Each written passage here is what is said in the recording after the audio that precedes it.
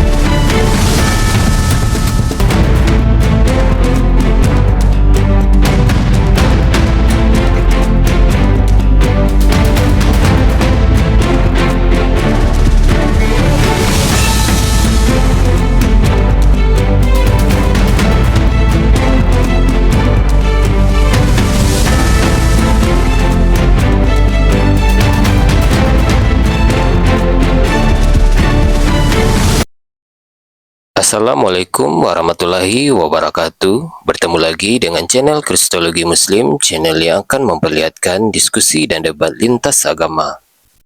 Pada kesempatan hari ini, semoga kita semua dalam keadaan sehat walafiat, selalu diberikan kesehatan, dan segala macam urusan dilapangkan, dipermudahkan, dan dilancarkan seperti apa yang diharapkan, dan juga diberikan segala kecukupan ekonomi, rezeki yang berlimpah yang tidak pernah habisnya dari Allah Subhanahu wa Ta'ala. Di video kali ini masih seperti biasa, saya akan memperlihatkan diskusi dan debat lintas agama di mana nantinya apologet Islam dan oknum Kristen akan saling bertanya dan menjelaskan agama masing-masing. Yang mana kita akan bisa menilai mana agama yang benar-benar bisa diterima dan dipahami secara akal pikiran manusia yang berakal. Di video ini juga kita akan melihat diskusi dan debat Unirifa dan apologet Islam lain dengan beberapa oknum Kristen yang mana kita bisa mendapatkan ilmu dan pengetahuan tentang ajaran Islam dan ajaran Kristen. Dan bagaimana berjalannya diskusi ini, apakah akan berjalan tenang dan santun atau malah sebaliknya memanas, di mana biasanya oknum Kristen jika tidak sanggup menjawab pertanyaan dan juga tidak terima ajaran dan isi kitabnya dibahas, mereka akan emosi dan marah, bahkan sampai menghujat pribadi atau ajaran. Nah, daripada penasaran dengan diskusi dan debat ini, mari kita simak saja videonya sekarang. Dan anehnya, Yesus tidak pernah bilang dia turun untuk orang Yunani. Dia tidak pernah bilang untuk menyelamatkan seluruh manusia. Tapi Yesus mengatakan, aku datang untuk domba-domba tersesat dari kalangan Bani Israel. Sayangnya, anehnya, lucunya, yang paling lucu adalah ketika dia sendiri mengaku menyelamatkan domba-domba tersesat dari Bani Israel, kehadiran dia tidak mampu menyelamatkan seluruh Bani Israel. Nggak ada yang masuk Kristen seluruhannya, tetapi justru yang paling banyak masuk Kristen justru orang penyembah pagan yang ada kaitannya dengan Yesus melalui jalur Paulus. Hanya aku heran kenapa Kristen mengaku sebagai agama benar sementara tidak pernah sama sekali ritual keagamaan Kristen itu betul-betul mengikuti Yesus. Tidak ada sama sekali. Ke gereja hari Minggu bukan ajaran Yesus. Makan B2 bukan ajaran Yesus. Membatalkan hukum Taurat bukan ajaran Yesus. Melakukan ritual-ritual pernikahan dan keagamaan yang kalian laksanakan di gereja, satu pun tidak ada ajaran Yesus. Jadi lucunya teman-teman Kristen menganggap bahwa mereka lah yang benar, sementara setiap ajaran yang di gereja mereka itu tidak pernah bersandar kepada ajaran Yesus. Bahkan apa yang Yesus ajarkan itu dibantah oleh orang Kristen. Yesus berkata, Shema Israel, Adonai Eloheinu Echad. Dengar wahai Israel, Allah kita, Tuhan kita, Adonai kita itu satu, Echad, tunggal. Tapi untuk membuat bias bahwa orang Kristen ini menyembah kepada tiga Tuhan, mereka buat sebuah sistem dogmat yang namanya adalah Tritunggal. Apa itu Tritunggal? Tuhannya satu, tapi sebenarnya tiga pribadi. Tuhannya tiga pribadi, tapi satu. Itu nggak pernah diajarkan Yesus. Ini diinterpretasikan dari pernyataan Yesus, baptislah dalam nama Bapa, Putra, Roh Kudus. Nggak ada ceritanya di situ dia bilang baptis dalam nama Bapa, Putra, Roh Kudus yang tiga-tiganya adalah Tuhan. Ya, ada ayat ketiganya adalah saksi, itu ayat tambahan diakui oleh Kristen sendiri. Masya Allah, Allah perlihatkan kepada kita bagaimana kemudian orang Kristen itu punya pandangan dari sesuatu yang rapuh gitu. Seperti itu Uli. Silakan Uli pertanyakan selanjutnya. Berarti gini ya, ini menurut aku ya, bukan mewakili tiap Kristen. Berarti selama ini kita di mindsetnya doktrin kali ya, Bu, ini bisa dikatakan seperti Iya, doktrin. Doktrin itu artinya ajaran yang dipercayai tanpa ada pembuktian dan tak perlu dibuktikan. Contoh Tritunggal itu nggak butuh dibuktikan, tapi ditanamkan. Dogma adalah opini yang dianggap benar tanpa dibuktikan. Salah satu dogma yang dimunculkan dari gereja Katolik yang aneh, dogma infalibilitas, di mana percaya bahwa paus itu kalau ngajarin tentang Tuhan tidak mungkin salah karena dia punya Roh Kudus. Jadi percaya aja kalau dia punya Roh Kudus walaupun itu nggak bisa dibuktikan. Tapi ketika pausnya berbuat tidak senonoh, maka itu dikatakan Roh Kudus sedang meninggalkan dia. Kalau dia lagi ngajarin tentang ketuhanan, dia benar. Ini sebuah apa ya, penekanan terhadap akal dan otak dan kemampuan berpikir manusia. Makanya dulu di abad ke-8 itu Kristen itu sangat bermusuhan dengan ilmu pengetahuan. Dulu apa namanya? Ini sebentar aku baca dulu. Roh Kudus ini ada akun namanya Roh Kudus. Terus gambarnya gambar hantu. Hati-hati, nauzubillahi min zalik. Roh Kudus itu nama untuk Al-Qur'an dan nama untuk malaikat Jibril. Barang siapa yang menghina kata-kata Roh Kudus itu menghina malaikat Jibril dan Al-Qur'an, sama seperti kalian kalau menghina Israel ya. Kalau kalian hina Israel itu nama nabi kita. Kita tuh nggak sama teman-teman Kristen, nggak boleh loh. Ya kalau mereka tuh boleh menghina Nabi Muhammad, itu Paul Zong yang bilang ya. Kalau di Jerman itu menghujat Nabi Muhammad tuh boleh, asal jangan LGBT aja yang dihujat. Kayak kira nggak boleh karena Roh Kudus itu hanya ada di Quran. Dalam Bible itu tidak ada Roh Kudus, adanya pneuma. Apa itu pneuma? Holy Spirit atau Holy Ghost. Ya Holy Ghost. Kata-kata Roh Kudus itu milik Islam. Hanya ada di Quran. Di dalam Bible itu adanya adalah Ruach HaKodes. Dan itu tidak merujuk kepada Tuhan. Ya, hati-hati loh orang Islam loh. Jangan sampai kebencian kalian kepada orang Kristen membuat kalian menghina apa yang Allah murkai untuk dihina. Kata Allah, barang siapa yang memusuhi Jibril, maka Allah akan menjadi musuhnya. Roh Kudus itu istilah nama untuk malaikat Jibril loh. Ya, dan Roh Kudus itu adalah kalam ilahi, Al-Quran juga. Gelar nama Roh Kudus itu diberikan kepada dua, malaikat Jibril dan juga Al-Quran. Hati-hati ya, hati-hati. Aku sampaikan itu supaya kalian tidak jadi penghujat. Ya, saya kasih tahu. Itu Uli. Jadi memang Uli, bukti kalau kalian itu ke doktrin, buktinya setiap gereja itu punya denom beda-beda, punya pandangan beda-beda. Jadi kalau seandainya ada pendeta yang punya pandangan beda dan itu kayak diterima sama gerejanya, muncullah nanti denom. Memang berbahaya sih. Itu kenapa dulu Eropa itu kolaps. Kamu pernah dengar sejarah Eropa itu ada namanya zaman kegelapan. Pada saat itu orang-orang yang berilmu itu kalau bertentangan dengan ajaran gereja itu dihabisi, dibun-bun dia gitu. Jadi kalau sekarang kamu bersyukur tinggal di Indonesia dan tinggal di negara yang mengedepankan demokrasi. Karena kalau kamu nggak sepakat dengan Katolik, kamu nggak bisa dibun-bun sama otoritas Katolik. Kalau kamu nggak sepakat dengan Kristen Protestan, kamu nggak akan dibun-bun, nggak akan dianatema lagi. Kalau dulu tuh mereka tuh punya kuasa. Mereka tuh punya kuasa karena mereka tuh kerjasama dengan pemerintah. Makanya dulu banyak yang dihabisi nyawanya kalau tuh nggak sama dengan gereja yang besar gitu, nggak patuh sama gereja. Kalau sekarang udah nggak bisa lagi, karena kalau sekarang itu sudah tinggal di negara yang mengusung demokrasi kayak Indonesia tuh, kita pakai hukum Indonesia bukan pakai hukum gereja. Sempat kalau kita pakai hukum gereja ngeri juga sih. gitu. Kau nih ntar aku turun dulu ya. Aku lagi ini dipanggil. Ntar aku naik lagi ya. Boleh ya? Oke, Oke, terima kasih. sama-sama. Ini ada pertanyaan bagus nih. Bagaimana kalau aku bilang Tuhan bersempak? Apakah itu penghujatan? Ada sebuah perkataan yang betul-betul sebuah kenyataan itu boleh disampaikan depan publik dan tidak boleh disampaikan depan publik. Misal, kalau kalian meluruskan satu terminologi yang salah kaprah oleh orang lain, mungkin kalian boleh menggunakan diksi-diksi yang tegas atau diksi-diksi yang mengerikan untuk kalian ucapkan. Tapi ada kondisi, ya, bentar ya, sebentar ya penyembah manusia ya, bentar, sabar ya. Slim, jangan narasi terus, Iya. Slim. Coba buka mulut dulu. Nah, ada kadang-kadang situasi kondisi di mana kalian tidak boleh berkata-kata seperti itu, Tuhan bersempak. Ada situasinya. Situasi kapan kalian tidak boleh mengucapkan itu? Pertama, tidak ada penghujatan terhadap agama kita dan kalian tidak sedang membalas. Kedua adalah ketika situasi sedang kondusif. Kondisi sedang aman, kayak kita sedang saat ini lagi aman, nggak ada penghujatnya, dan kita bersikap adil. Kenapa? Ada sebab akibat dari perbuatan. Kalau kita lagi santai, lagi aman, lagi tenang, tiba-tiba kalian ujuk-ujuk bilang Tuhan bersempak. Tadi ada Kristen yang misalkannya naik, dia tidak ingin menghujat, tapi gara-gara ucapan kalian, motivasinya jadi berubah. Tadinya dia yang tidak ada niat untuk menghujat, jadi ingin menghujat. Jadi makanya berpikir setiap mau mengatakan sesuatu.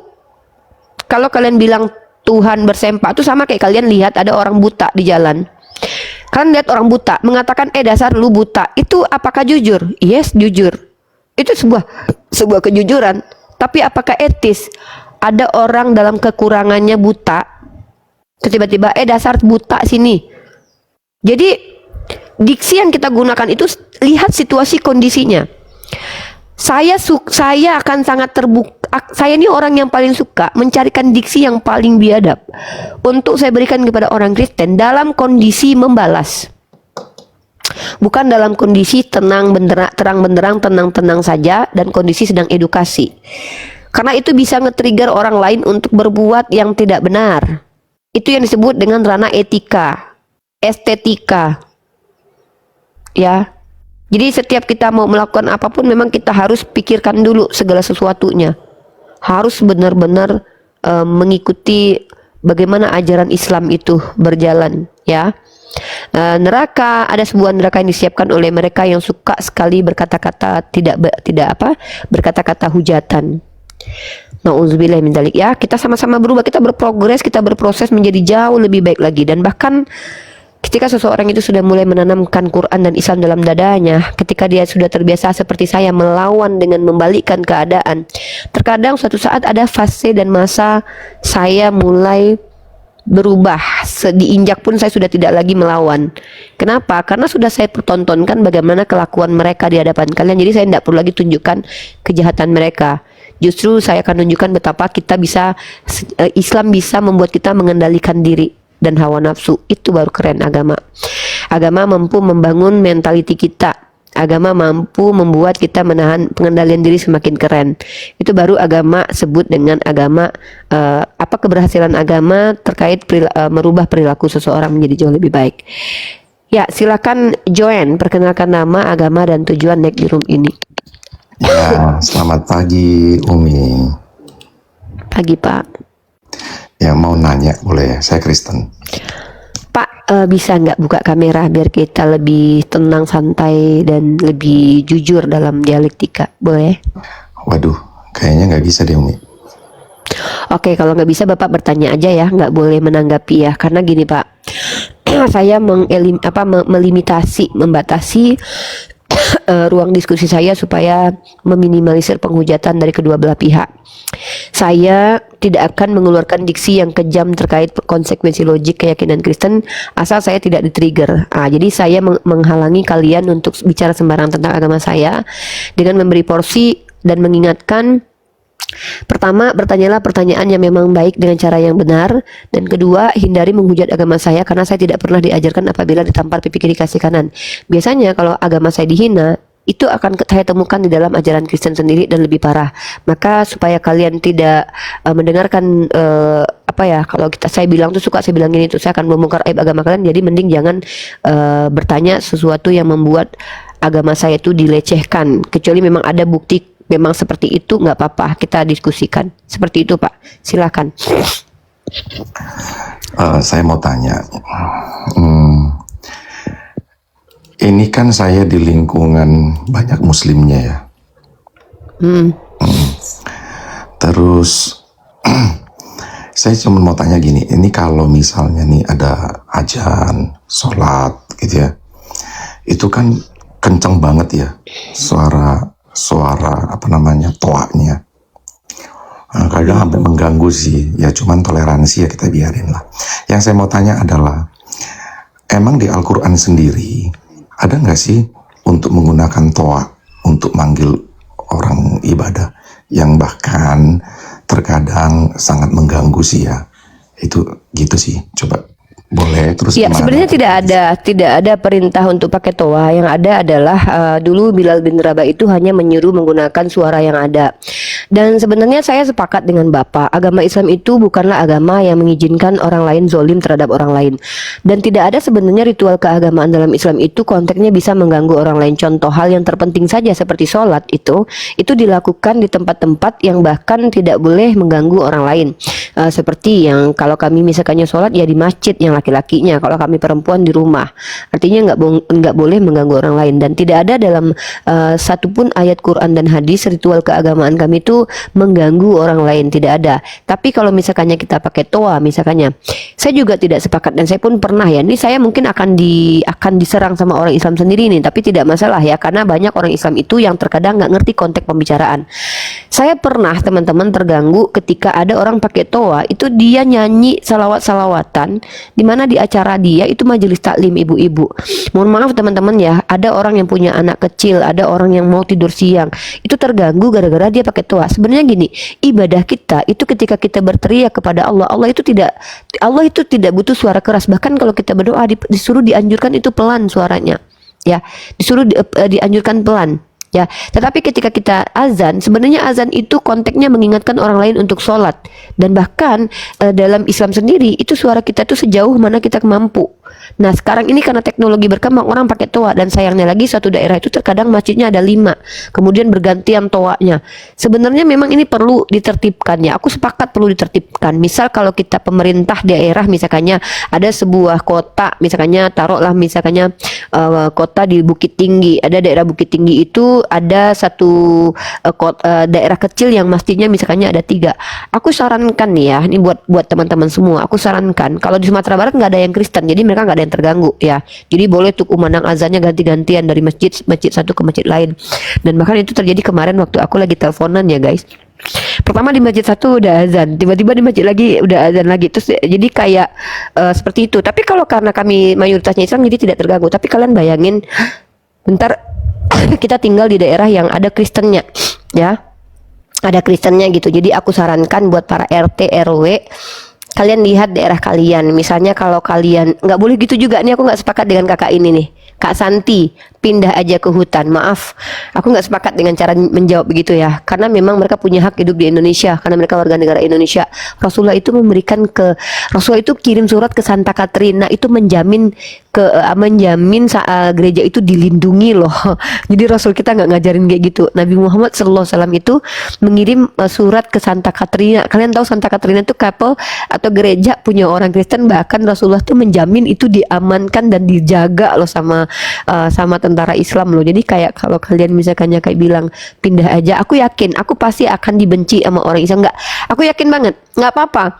Lebih baik kita tuh dibenci sama orang lain ketika kita menyampaikan kebenaran daripada kita membenarkan memang hal yang harus diperbaiki itu. Jadi aku saran aku gitu. Ada daerah kayak Jakarta tuh ya. Jakarta itu mungkin enggak semua orang Islam ada di situ. Mungkin ada 1, 2, 3, 4 orang Kristen di situ. Kita nggak perlu juga kayak bantu mereka untuk menjalankan ibadah mereka, nggak penting juga karena kita nggak ada anjuran begitu. Tapi setidaknya kita juga harus tahu bahwa mereka itu bukanlah Islam. Mereka tuh bukan orang yang wajib mendengarkan azan gitu ya. Jadi saran aku memang harus ada kebijaksanaan lah dari RT RW supaya agar ini nih, jangan sampai kita tuh egois dalam beragama. Agama itu tidak menjadikan kita egois. Agama itu membuat kita semakin bertoleransi kepada orang yang berbeda keyakinan, seperti ajaran Nabi Muhammad.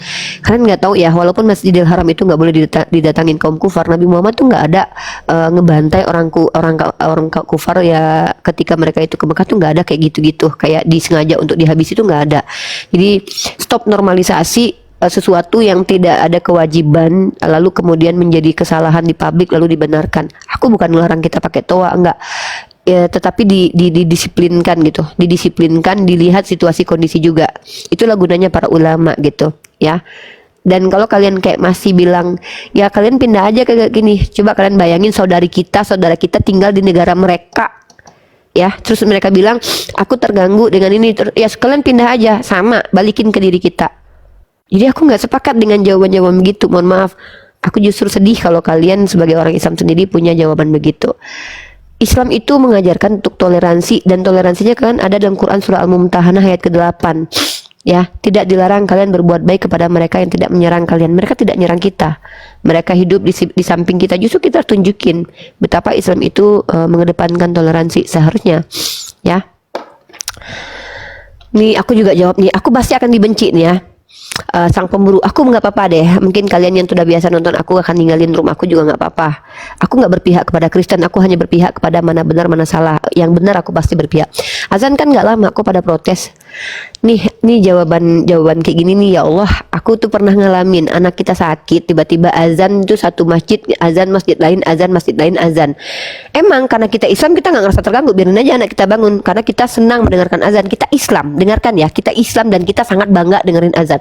Kebayang nggak kalian, dia Kristen, anaknya sakit, dia atau butuh tidur, dan 5 kali sehari misalnya kumandangkan azan itu masjid itu dekat gitu, maksudnya bertimpa-timpa. Bukan berarti nggak boleh azan loh ya, hanya karena memikirkan 1, 2, 3 orang Kristen terus kita masjidnya nggak usah azan, nggak juga sih, nggak boleh juga itu juga gitu ya, itu konsekuensi kita berdampingan gitu. Kalau saya di lingkungan saya itu mayoritas Islamnya, saya sih tidak keberatan dengan azan. Itu kan agama ya, kita harus toleransi kepercayaan. Tapi saya setuju ya, artinya kadang-kadang kan ada yang terlalu kencang sekali gitu loh. Artinya di tempat saya itu ada tiga masjid. Nah saya ngalamin itu terlalu kencang sih menurut saya gitu. Jadi saya baru tahu ya, ternyata di Al-Quran sendiri tidak ada untuk diwajibkan. Tidak ada kewajiban, tapi bukan, karena kini toa itu kan produk baru ya. Toa itu bukan produk yang ada di zaman Rasulullah. Yang ada di zaman Rasulullah itu hanya menggunakan suara sejauh suara manusia biasa, seperti yang dilakukan oleh Bilal bin Rabah. Kemudian dengan adanya teknologi, ada kemampuan manusia untuk membuat supaya suaranya lebih kencang, akhirnya dibuatlah dengan toa itu. Dan aku pernah lihat ada toa-toa yang gede-gede itu sampai, tahu nggak, ada 3 toa itu, satu menghadap ke sini, satu menghadap ke sana, satu menghadap ke situ, dan itu besar sekali gitu. Padahal apa ya namanya, azan itu kan kepentingannya mengingatkan orang terdekat untuk orang kita yang di lingkungan kita tuh untuk sholat. Karena apa? Nanti bisa jadi ada masjid di tempat lain gitu loh. Maka sebenarnya kalau sudah ada satu daerah itu yang ada 3 masjid, sebenarnya nggak perlu suaranya melampaui masjid yang lain. Jadi memang kalau menurut aku tuh ya kondusifkan aja untuk lingkungan sekitar aja, senormalnya aja gitu. Dan aku nggak mau bilang di mana daerah itu seperti itu, karena arogansi dalam beragama itu dimiliki oleh setiap orang beragama. Ya, dan aku apa ya, aku nggak peduli. Aku nih sekarang tipikal yang tidak peduli dengan pandangan orang atas argumen aku bertanggung jawab dengan argumen aku gitu loh. Jadi kalau ada, aku yakin banget minimal kalau ada 10 orang Islam yang nonton, aku yakin mungkin ada 4 yang akan nggak respect sama aku gara-gara aku sepakat bahwa toa harus didisiplinkan gitu. Karena aku pernah lihat beberapa lokasi-lokasi yang wah gila banget gitu, toanya itu dibuat dibuat menara toanya, terus dibuat besar gitu, dan ternyata di seberang itu tuh ada lagi masjid yang juga hampir sama. Jadi kayak lomba suara toa. Padahal kan misalnya kalau cuma satu, ada 3 masjid tuh ya satu aja, karena nanti ketika mereka tuh nggak mungkin azannya, kadang-kadang nggak mungkin mereka tuh azannya barengan. Kadang mereka tunggu dulu azan di masjid ini, nanti mereka azan lagi, atau karena ada kewajiban di masjid itu untuk azan. Maksud aku tuh gini ya, kita mengkondusifkan saja, bukan menghentikan azan pakai toa, tapi kondusifkan gitu. Lihat situasi kondisi inilah anak. Disinilah pentingnya keberadaan para ilmuwan Islam di lingkungan tertentu. Makanya jadi berilmu itu sebenarnya kewajiban bukan kewajiban, bukan apa ya, bukan fardu kifayah ya, tapi fardu ain ya. Fardu ain ya, fardu kepada diri sendiri. Jadi setiap kita tuh harus cerdas dalam ilmu Islam sehingga kita bisa saling membuat kebijaksanaan dalam setiap masjid. Dan bahkan aku pernah, teman-teman ya, cuma iblis yang takut sama suara azan. Sebenarnya gini, dia tidak bicara takut. Dia nggak takut sama suara azan. Tapi dia terganggu karena suara azannya itu opsi volumenya itu melampaui seharusnya. Sudah pakai toa, terus nanti jajar-jajaran gitu loh. Aku nggak tahu berapa banyak orang yang akan berhadapan dengan Rasulullah SAW atas kezolimannya nanti ya, dan mengatasnamakan agama. Aku nggak tahu, tapi aku nggak mau termasuk orang yang itu. Aku nggak mau nanti Rasulullah itu bertanya sama aku, kenapa kamu sepakat dengan kezoliman? Di mana kezolimannya Rasulullah? Kan ada 3 masjid, toanya besar-besar, dan itu ada orang Kristen juga. Sudah tahu mereka bukan Islam dan mereka juga butuh tidur ini kita 5 kali. Apakah aku ada ajarkan nanti? Gimana jawaban kalian kepada Rasulullah? Jadi sorry ya, aku sepakat dengan ide dan gagasan jikalau toa itu dikondusifkan, bukan dihentikan gitu ya. Aku tahu kita tuh nggak percaya banget sama orang Kristen. Aku tahu ya, aku jujur ya, aku bukan orang yang berpihak kepada Kristen, itu nggak mungkin dalam hidup aku. Nggak mungkin aku berpihak kepada pendapat orang Kristen. Tapi aku juga tidak mau berpihak kepada pendapat ego orang beragama. Aku nggak mau berpihak. Ya, kayak gitu. Makanya kan Islam suruh kita itu berkomunal dengan sesama Islam.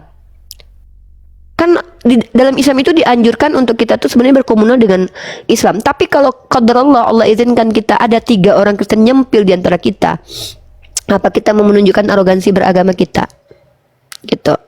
Ya, seperti itu. Thank you Umi. Pertanyaan kedua boleh? Boleh.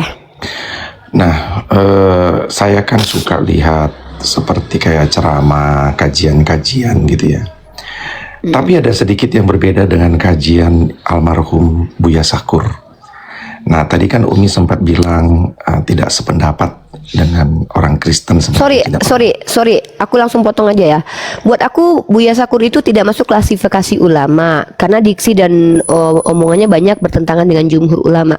Ulama itu artinya adalah orang yang berilmu, pengetahuan dengan jalur yang jelas dan mengamalkan. Dan Buya Sakur termasuk orang yang boleh masuk kriteria bukan ulama dalam pandangan aku pribadi.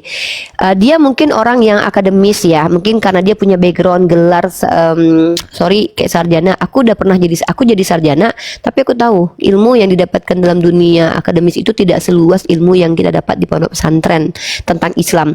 Jadi banyak argumen dari Buya, aku nggak mau bilang dia Buya ya, banyak argumen dari Pak Sakur ini yang sangat-sangat tidak sesuai dengan Islam, banyak sekali, dan terdengar tendensius dan sangat syubhat.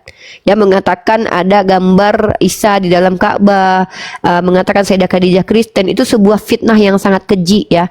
Dan kalau dia mengatakan sesuatu yang tidak diajarkan oleh Nabi, dia bisa masuk kategori dai isyu. Walau aku nggak tuduh dia dai isyu ya, aku nggak boleh bilang dia dai isyu, tapi bisa jadi dia masuk kriteria dai isyu. Dan aku adalah orang yang bisa bantah argumennya si Pak Sakur itu. Banyak yang aku bisa bantah dari argumen dia berdasarkan Quran sendiri. Ya, seperti dia mengatakan di dalam Ka'bah itu ada gambar Nabi Isa. Nabi Muhammad SAW aja ketika melihat ada kayak gorden ya, kayak ini bergambar aja, itu beliau sobek jadikan alas untuk bantal. Bagaimana mungkin beliau membiarkan ada gambarnya Nabi Isa di dalam Ka'bah? Itu sebuah kebohongan yang diada-adakan, dan itu sangat keji sekali ya. Dengan omongan itu konsekuensinya seolah Nabi Muhammad membiarkan adanya penyembahan terhadap Nabi Isa. Itu sebuah fitnah yang keji. Makanya aku bilang Pak Sakur itu nggak bisa dikatakan ulama. Dan perlu diketahui bahkan ada berarti satu orang yang ya, dianggap ya? ulama. Dalam beberapa pandangan dia sesat dan menyesatkan dalam beberapa pandangan, dan aku bisa tunjukkan itu kok argumen-argumennya.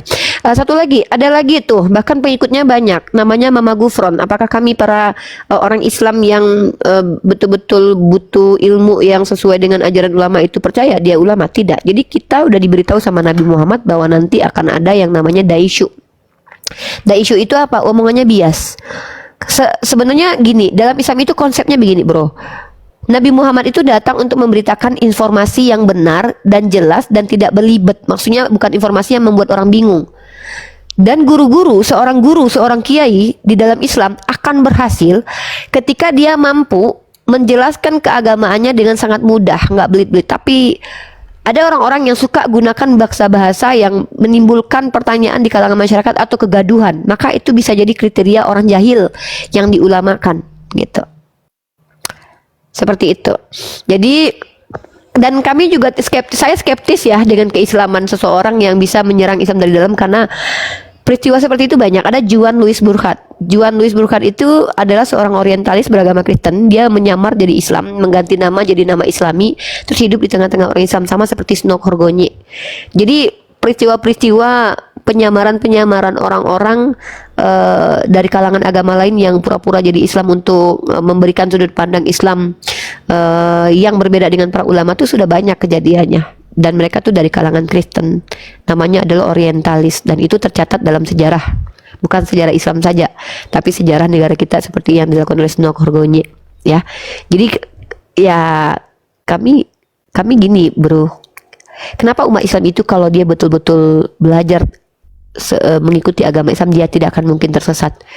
Karena kami diperintahkan untuk kritis. Dalilnya adalah afala yataqilun afala tadabbaru, karena Rasulullah itu mewariskan dua perkara, Al-Quran dan Sunnah. Jadi kalau tidak ada bersandar kepada keduanya, kami boleh tolak kok, walaupun yang ngomongnya adalah gelarnya di atas profesor, kalau ada lagi gelar itu. Karena dalam Islam itu bukan kecerdasan yang menjadi asbab kamu masuk surga, walaupun itu mempengaruhi, tapi yang menjadi asbab kamu masuk surga adalah berkata benar sesuai dengan literatur. Kalau interpretasi itu kita bisa lihat nanti dari bagaimana cara menginterpretasi, apakah layak atau tidak interpretasi itu didengarkan, apakah dia adalah orang yang menginterpretasi dari keilmuan. Makanya dalam Islam itu metode pemahaman itu by riwayah, diriwayatkan kemudian didengarkan dan dihafalkan, bukan konsepsi yang dilakukan para filosof Yunani. Satu konsep dikonsepsikan, kemudian konsepsinya lebih benar nanti diterima. Beda, itu enggak. Karena setiap orang punya kemampuan berpikir beda-beda. Beda ya konsep, tiba-tiba keluar nih konsep ini, konsep Tritunggal ini saya kasih contoh nih, muncul di Konsili Nikea. Tiba-tiba ada Kristen Ortodok memahami konsep Tritunggal itu ada, tapi pemahamannya gini loh, oh beda dengan Katolik, oh beda dengan Ortodok Yunani dan Oriental. Jadi itu namanya konsepsi. Jadi produk berpikir orang lain kita pahami lagi dengan cara kita, itu nggak ada mengenal itu dalam Islam, walaupun itu tidak diharamkan. Tapi perkara Quran itu diharamkan, nggak boleh. Barang siapa yang memahami Quran dengan akalnya sendiri finnar, apalagi dia jahil, dia nggak punya ilmu, tidak ada kapasitas. Thank you, Umi.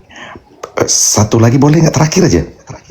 Banyak nggak apa-apa. Anda saya izinkan di sini, bro. Oke. Sepanjang Anda masih betah di sini bertanya. Pandangan Umi kan begini, di ajaran Islam itu saya punya teman-teman banyak Muslim ya. Pandangan Islam itu kalau nggak salah itu salah satu agama syiar, betul ya?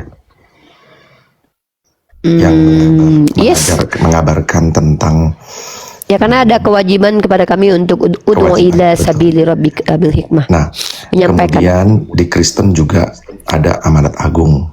Nah, dari dua-dua agama ini sama-sama istilahnya kewajiban. Kira-kira menurut Umi, ini kan banyak orang bilang misalnya, oh Islamisasi, Kristenisasi. Apa sih pandangan Umi terhadap Islamisasi, Kristenisasi? Apakah kita, maksudnya sebatas mana jauhnya itu? Itu aja sih, itu terakhir. Sebenarnya itu adalah hal yang hak, tapi lihat caranya. Yang kita perlu bahas itu caranya. Saya sepakat dengan cara Islamisasi, maksudnya saya sepakat dan saya pasti mau masuk dalam sebuah proses Islamisasi. Saya bahkan mau hadir sebagai salah satu orang yang mengislamisasi. Yang kita perlu bicarakan di sini adalah caranya. Maksudnya adalah Kalau kita mengislamisasi dengan cara benar, menyampai seperti saya misalkannya, kalau ini dikatakan rum islamisasi boleh saja, saya bangga dengan hal itu karena itu bukan sebuah hal yang berdosa. Karena caranya yang dilihat. Ada orang menyebarkan agama Islam.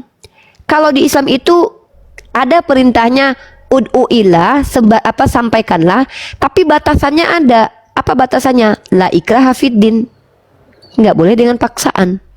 Artinya perintah itu diiringi dengan batasan. Contoh, menikahlah, batasannya begini. Contoh, bekerjalah, batasannya begini. Contoh, makanlah makanan baik lagi haram, batasannya begini, yang diharamkan ini. Jadi agama Islam itu adalah agama yang hukumnya itu penuh dengan keseimbangan tuh. Ada sistem hukum yang diberitakan supaya tidak terjadi chaos. Kalau sudah terjadi chaos, baru diberikan toleransi atau diberikan sebuah solusi. Itu diiringi selalu tuh. Selalu diiringi. Contoh sholat aja. Perintahnya wa aqimus sholat. Maka batasannya mana? Batasannya kata Rasulullah, aku sholat juga istirahat. Jadi nggak sholat sepanjang masa gitu. Karena kalau manusia tidak diberi batasan, mereka akan mencoba untuk mengangkat value mereka dengan melakukan seenak udel mereka. Nggak bisa dalam Islam. Sama, islamisasi itu hal yang diizinkan dengan caranya. Nah, kalau aku bicara kristenisasi ini minta maaf. Kenapa kristenisasi ini menjadi salah satu cara yang bisa membuat kita dan kami umat Islam ini dengan Kristen akan berperang? Kalau kita lihat sejarah, proses kristenisasi dipenuhi dengan cara-cara yang tidak bijaksana. Satu, menginjili orang ya, ini misionaris ya, menyampaikan ajaran kepada orang yang sudah beragama dengan mencoba melakukan dusta-dusta seperti Isa itu Tuhan loh dalam Quran. Itu bentuk kekurangan ajaran. Bahkan melanggar SKB 2 Menteri. Atau memberikan sebuah iming-iming seperti keuangan. Sebenarnya tuh kalau saya tuh nggak takut dengan misionaris ya, karena memang Allah sudah bilang kemiskinan itu dekat dengan kekufuran. Itu men-trigger manusia untuk tidak mau memilih hidup miskin dalam artian berusaha untuk dirinya sendiri, karena memang doa itu diiringi dengan usaha. Bukan berarti menjadi orang miskin itu haram, karena Rasulullah sendiri bersama-sama dengan orang miskin. Jadi kristenisasi yang terjadi baik sejarah itu tidak dilakukan dengan cara benar. Contoh kristenisasi yang dilakukan di Eropa, kristenisasi yang dilakukan di Kanada setelah Christopher Columbus datang ke suku Indian, kemudian datang para petinggi-petinggi negara yang disusupkan di dalamnya para petinggi gereja yang disebut dengan misionaris. Ada yang dari Portugal, Portugis, Spanyol, kemudian juga dari Jerman. Seperti kristenisasi yang digambarkan oleh buku Dr. Uli Kozok. Ketika para misionaris dari Jerman datang ke Selindung dan wilayah Baal Batu atau Toba di menunggangi penjajah Belanda dan kemudian ikut serta sendiri memerangi pribumi. Maaf, itu bukan itu sebenarnya bukan mengajarkan ya, tapi itu ngejajah bawa doktrin agama dan itu biadab sekali. Tetapi kalau seandainya ada komunitas Islam yang datang ke sebuah negara itu menjajah, dan ini aku katakan itu juga biadab. Tapi masalahnya aku bisa teliti ya. Aku bukan berarti membandingkan ini, bukan berarti kita ngelecehin yang lain, tapi ini fakta yang memang harus kita beberkan. Sepanjang sejarah peradaban, bahkan invasi yang dilakukan oleh tentara Islam keluar itu pun tidak dilakukan dengan cara brutal, itu menjajah. Seperti yang digambarkan dalam kitab Perjanjian Lama oleh suku Israel ya, sengaja untuk Tuhan berikan suatu daerah itu untuk dimusnahkan dan dihancurkan. Itu ngeri banget itu. Dan itu kenapa kami umat Islam itu terkadang memang sangat-sangat hati-hati dengan misi misionaris, karena kadang misinya dilakukan dengan cara yang tidak benar. Ada islamisasi, kristenisasi dengan cara menghamili, pacaran, kemudian dengan cara memberikan bantuan-bantuan finansial. Sebenarnya itu kalau bantuan finansial itu anggaplah itu kayak kebodohan orang Islamnya sendiri mau terima ya. Kalau aku gini, datang misionaris kasih Indomie, aku ambil Indominya, ya aku tolak agamanya. Cuman kan apakah semua orang bisa bersikap secerdik itu? Enggak juga kan. Ada juga karena nggak enak ngambil Indominya langsung dibaptis. Ya geblek aja gitu. Makanya kayak aku tuh orang yang akan senang kalau ada misionaris datang ke rumah. Ditawarkan amplop ya aku terima. Terus Yesus Tuhan Uni katanya, ngadi-ngadi lu, Yesus nggak pernah bilang Tuhan. Nah paling aku debatin. Makanya aku justru nunggu misionaris. Jadi kalau mindsetnya udah kayak aku, justru nggak ada ketakutan sama misionaris lagi. Nggak ada kayak dasar tuh ngajarin agamanya, nggak ada ketegangan gitu. Pasti akan ada misionaris masuk kampung kita. Oh ya ayo bikin makanan dulu, suruh dia duduk tempat kita makan. Ajak mereka makan, ayo duduk. Nah pas makan baru bantai dengan argumen. Kapan ayo Yesus ngaku Tuhan, di ayat mana? Ayo mana di situ tertulis dosa waris, di mana Adam terkutuk, dasar ngibulin aja lu, dasar lu ikutin Bible yang bener ya. Nah, akhirnya kita yang malah Islamisasi. Makanya aku tuh kalau sebenarnya enak loh kalau udah jadi Islam sejati. Maksudnya kayak bukan aku bilang aku Islam sejati, maksudnya kalau enak banget kalau kita tuh sudah ngikutin seluruh agama Islam dengan baik dan benar loh. Akan menjadi orang yang betul-betul humble dan tenang. Misionaris datang, tenang aman aja bre. Nggak usah kaget, nggak usah takut, nggak usah marah-marah, nggak usah murka, nggak usah teriak-teriak, nggak usah. Siapa misionaris? Ada berapa orang misionarisnya? 3 orang Uni. Oke. Ayo bikin di resto, ajak mereka duduk makan. Nah kita bayarin mereka makan duduk. Silakan diskusi kita. Nah itulah enaknya jadi orang Islam itu kalau sudah betul-betul ikutin ajaran Islam. Nggak akan ada terjadi clash. Tapi nggak semua. Memang ada orang Islam tuh yang tendensius banget sama orang Kristen. Saya akui itu. Kayak udah lihat Kristen tuh udah kayak kesel banget gitu. Jadi udah berpikiran negatif aja tuh, dasarnya bawa agamanya nih, padahal dia kasih kertas. Sebenarnya kan asik tuh dikasih kertas sama orang Kristen. Dia datang orang Kristen ke rumah aku kasih kertas, ini kertas apa Bu, brosur gitu. Aku ya kalau aku tuh nggak bakalan marah kalau ada misionaris. Nah, thank you Mi untuk penjelasannya. Termasuk sebenarnya saya adalah Islamophobia. Kenapa? Karena pengalaman saya selama ini ya ada di Indonesia gitu ya. Ada beberapa macam kekerasan, tapi saya pikir itu bukan agama Islam. Dan itu juga tadi Umi sampaikan, saya yakin kok itu bukan, agama tidak pernah mengajarkan untuk memaksakan orang. Itu ya, tapi ya saling menguatkan saja. Kalau dia Islam ya pahamin dengan benar. Pasti mengasihi kok. Orang Kristen juga begitu. Yang kadang-kadang ya ada Kristen yang berlebih-lebih lah juga begitu ya, memaksa dengan cara yang mungkin melenceng, tapi di tempat lain juga ada yang begitu.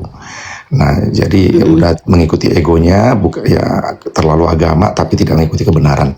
Oke Umi, thank you untuk semua penjelasannya, terima kasih. Buat teman-teman yang ada di bawah juga terima kasih ya, saling mengasihi, toleransi beragama. God bless. Terima kasih Umi. Oke, sama-sama bro. Semoga bermanfaat apa yang disampaikan barusan itu. Sedikit saya mau kasih ini teman-teman informasi ya.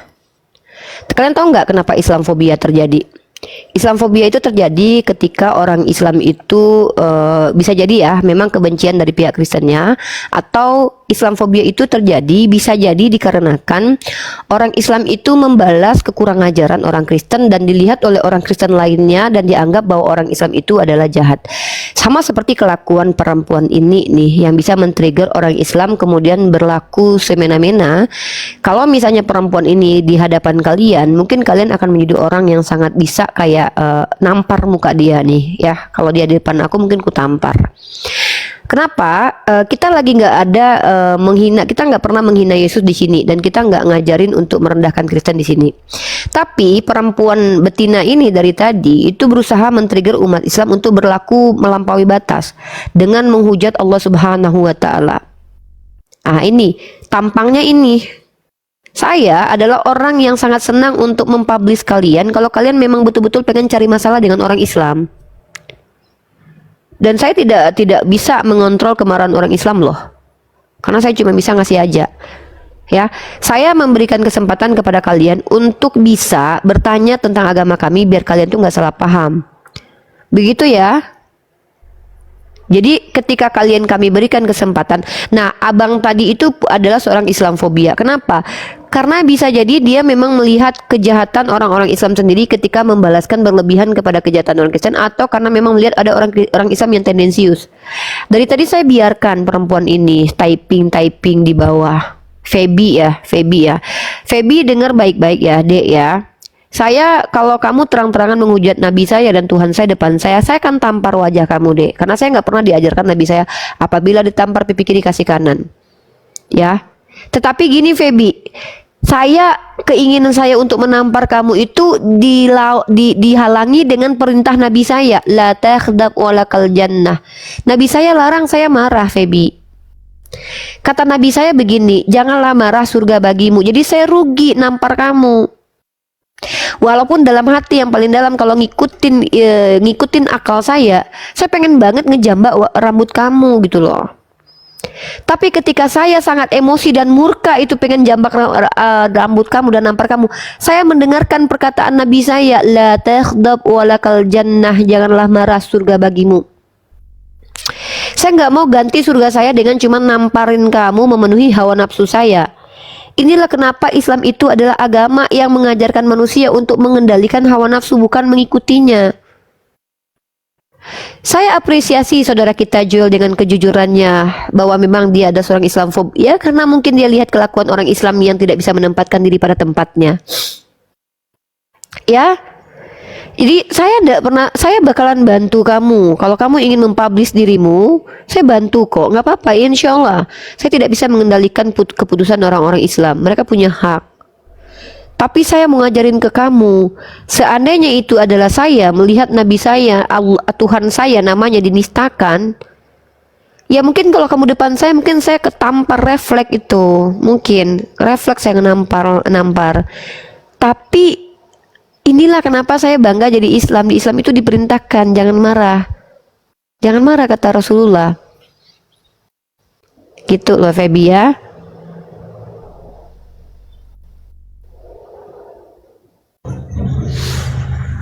Halo. Gitu ya. Itulah kenapa Islam itu disebut dengan agama rahmatan lil alamin. Kemarahan saya itu dikendalikan sama ajaran Nabi saya. Ya, halo Jejak Digital. Halo, pagi Mbak. Ya, perkenalkan nama, agama, dan tujuan naik ke room ini. Enggak, tadi kebetulan lewat, saya lihat lagi marah-marah, lagi marahin siapa? Sorry, saya nggak marah kok. Saya hanya menghimbau supaya saya memberi informasi. Berkata tegas itu belum tentu marah. Kemarahan itu juga bukan hal yang haram. Marah itu natur yang diberikan Tuhan. Marah itu akan dibenarkan kalau diletakkan pada porsinya. Kami bukan orang yang tidak marah melihat kemaksiatan. Kami malah diperintahkan untuk murka melihat kemaksiatan dengan cara benar. Murka dengan cara benar itu bukan ngacak-ngacak sampah, bukan menzolimi orang lain, tapi memberikan informasi benar ketika kita sedang marah. Jadi nggak usah dibahas itu bukan hal yang perlu dibahas. Di sini silahkan konteks di dialektika di room ini adalah kalian yang awam boleh bertanya kepada saya tentang agama saya atau pandangan saya terhadap agama kalian atau pemahaman saya tentang ilmu-ilmu agama lainnya, atau kalian boleh bertanya tentang agama saya aja. Tapi perkenalkan nama, agama, dan tujuan kalian dulu nih ke sini. Oke, ya. Saya Kristen. Tapi nggak ada temanya, makanya saya bingung mau nanya apa gitu loh. Temanya kalian bertanya aja. Teman-teman tolong posting ulang ya. Minta tolong teman-teman, penontonnya sudah 300 tapi posting ulang baru 42. Tolong dibantu biar roomnya itu FYP, bantu posting ulang ya guys. Oke. Kalau tidak ada tema, saya hanya ingin cuman satu saja pertanyaan saya. Kalau tema tuh banyak sebenarnya Bang. Kristen ajaran bingung, Bible bukan kitab suci, Yesus bukan Tuhan, banyak sebenarnya. Cuman tema itu kalau saya batasi nanti kan jadi ini. Sebenarnya banyak seperti Kristen pengikut Paulus, bukan pengikut Yesus, Paulus nabi palsu, kayak gitu-gitu tuh ada banyak. Pilih aja. Ya tidak apa-apa, namanya juga berpendapat ya. Jadi kalau misalnya dari pihak Mbak Reva bilang banyak tadi Yesus Kristen bukan pengikut Yesus dan lain sebagainya, atau Paulus nabi palsu dan sebagainya, itulah pendapat, tidak apa-apa. Pendapat itu akan dikatakan benar ketika terbukti kebenarannya. Oh ya, Bang Jejak Digital bisa nggak Abang udah bisa buka kamera belum? Saya bisa buka kamera, tapi biasanya kan kita dua nggak pakai kamera, nggak apa-apa kan? Nanti next time kalau bisa buka kamera ya. Kenapa? Kalau bicara agama ini kan sangat sensi ya. Supaya nanti ya, tapi ya udah nggak apa-apa karena nanti ada dua pihak yang akan terganggu kalau diksinya salah nanti. Kayak agama Kristen sendiri tentu tidak akan terima kalau orang-orang yang mereka anggap tidak mewakili Kristen menjelaskan kekristenan. Kenapa kita wajib buka kamera? Sebenarnya salah satu tujuan buka kamera itu adalah melimitasi penghujatan, tapi saya yakin Anda bukan penghujat karena saya sudah ini yang ketiga kali kayaknya kita ngobrol. Benar ya. Ya, saya tidak menghujat. Memang ada beberapa pertanyaan juga kadang-kadang terlintas ya dalam pikiran saya. Pertanyaan saya itu ada beberapa terkait dengan keislaman ya. Yang pertama itu saya ingin bertanya, apa kebenaran yang diajarkan oleh Muhammad atau Nabi Muhammad? Oke, pertanyaan bagus ya. Apa kebenaran? Saya mau mengajak Anda sebelum menjawab itu untuk memahami esensi kebenaran dulu. Kecuali Anda sudah paham kebenaran. Kebenaran itu dalam beberapa teori ada yang namanya teori kebenaran. Itu secara akademis kita bahas, secara esensi pun kita akan bahas. Teori kebenaran itu membuat sebuah teori, beberapa teori. Pertama adalah teori kebenaran korespondensi. Setiap ucapan itu terkorespondensi dengan apa yang ada secara realitas. Yang kedua adalah teori kebenaran koheren dengan realitas dan fakta-fakta, maka itu bisa benar. Kemudian ada namanya kebenaran pragmatis, yaitu kebenaran itu apabila sebuah informasi benar disampaikan, maka informasi itu berguna buat masyarakat. Kayak jangan membun-bun, itu informasi benar. Kemudian ada teori kebenaran performa, maksudnya dilihat dari siapa yang bicara, apakah orang benar atau orang tidak benar, itu mempengaruhi kebenaran itu. Dan banyak sekali yang namanya teori-teori kebenaran lainnya ya. Nah sekarang gini, saya mau ngebahasnya gini. Apa kebenaran yang disampaikan oleh Nabi Muhammad? Setiap ucapannya benar. Tidak. Kalau saya bikin klaim ya, saya bikin klaim semua ucapan Nabi Muhammad tidak ada yang dusta sama sekali. Tidak ada yang dusta. Nah, untuk menggugurkan bahwa Nabi Muhammad itu betul-betul benar seperti yang saya ucapkan, maka klaim itu tolong dibantah. Buktikan Nabi Muhammad pernah berbohong. Saya membuktikan Nabi Muhammad tidak pernah berbohong dengan beberapa metode. Pertama, sebelum dia diangkat menjadi Rasul, dia digelari sebagai Al-Amin. Artinya, secara realitas konkret di dalam kehidupan bermasyarakat, dia diakui sebagai orang yang terpercaya. Makanya para orang-orang Quraisy atau orang-orang di sekelilingnya itu kalau pergi keluar untuk pergi berusaha, itu meninggalkan barang-barangnya kepada Nabi Muhammad, menitipkannya kepada beliau. Dan bukti beliau juga sangat dipercaya adalah beliau itu juga dari keturunan orang Quraisy. Nah itu yang pertama. Yang kedua adalah Nabi Muhammad ketika pertama sekali mendapatkan wahyu, dia nggak langsung kayak overclaim, kayak ye aku nabi loh, ikuti aku nabi loh. Sorry, itu terjadi pada Paulus. Ketika Paulus mengaku dipilih Rasul, aku juga tak kalah hebat dari Rasul-Rasul lain. Ada kayak pencitraan diri yang ingin ditekankan ke orang-orang. Nabi Muhammad nggak lakukan itu ketika pertama sekali dapat wahyu. Justru beliau itu kayak, apakah aku ini majnun, apakah aku ini dalam keadaan gila, ataukah aku ini kayak, dia nggak yakin tuh sama apa yang diterima tuh, sampai dia lari ke rumah istrinya lalu minta diselimutkan. Makanya istrinya mengatakan bahwa nggak mungkin Tuhan berkehendak sesuatu yang buruk kepada kamu karena kamu bersikap ini bersikap itu. Ingat ya, seorang laki-laki baik itu benar-benar baik kalau dia diberikan kesaksian sama istrinya. Karena rata-rata istri itu pasti akan bilang kejelekan suaminya. Itu secara psikologi loh. Secara psikologi sikap wanita itu akan mengingat keburukan suaminya daripada kebaikan suaminya. Coba di mute dulu ya bro. Tapi secara langsung Sayyidah Khadijah mengatakan bahwa suaminya itu adalah orang yang baik, jadi nggak mungkin Tuhan menghendaki keburukan, nggak mungkin itu dari iblis. Suami istrinya loh. Jadi validasi kebenaran Nabi Muhammad itu bukan dari dirinya sendiri, dari orang-orang yang hidup sekitar dengan dia tuh. Abu Bakar Siddiq adalah orang yang cukup berpengaruh pada zamannya di zaman itu, karena dia termasuk orang yang nggak miskin waktu itu. Dan orang seperti itu dipengaruhi oleh seorang yang biasa aja gitu. Itu nggak mungkin nggak ada sesuatu, nggak mungkin kepercayaan itu muncul begitu aja hanya karena di teman akrab.